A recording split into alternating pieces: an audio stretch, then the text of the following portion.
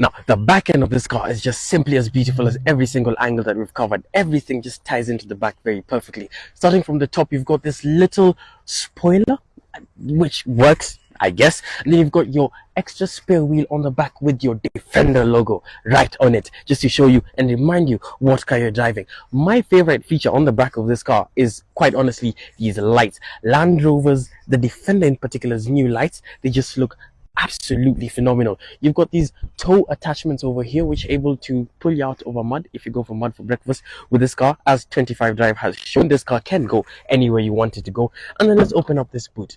Very, very beautiful. You've got this sort of pillarless cutout over here at the top where it just looks like one flowing piece of glass coming from the back. And then look at this.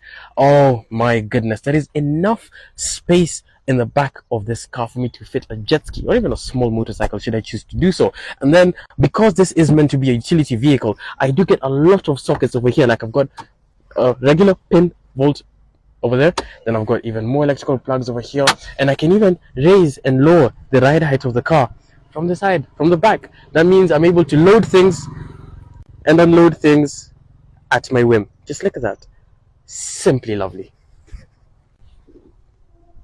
Oh, this is a Land Rover and the interior is what you'd expect and a bit more. They have borrowed quite a bit from the brothers over at Range Rover, meaning you do get luxury, but at the same time it is usable. I like to call it functional luxury. That means the materials you're getting on the interior are able to take a beating whenever you're going bundu bashing, but at the same time you don't have to sacrifice too much on comfort. Just take a look at this. You've got very lovely material used all over most of the surface of the interior. These seats, very lovely, electrically adjustable, perforated, which means they're heated and cooled whenever you're going anywhere inside the dunes. The steering wheel is just so large with the Defender emblem right there. If I start it up, you see these dials over here are blacked out, but they just illuminate ever so nicely, and they are touch responsive. This is not any of that touchscreen stuff that you get in any of the other Range Rovers. Right here in the center console, I've got an 11.4 inch touch sensitive display which is very, very responsive.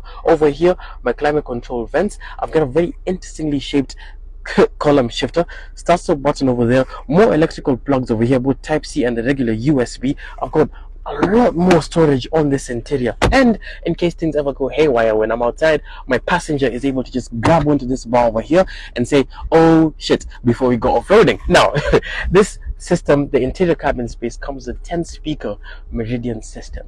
That means even if you're going off-roading and you want to indulge yourself in the ambiance of your favorite artist, you can do so in perfect luxury. Now up here, perfect for when I'm off-roading and I want to look into the stars but I don't want to be outside. I've got a very large panoramic roof which makes the interior cabin space feel even more larger than it already is.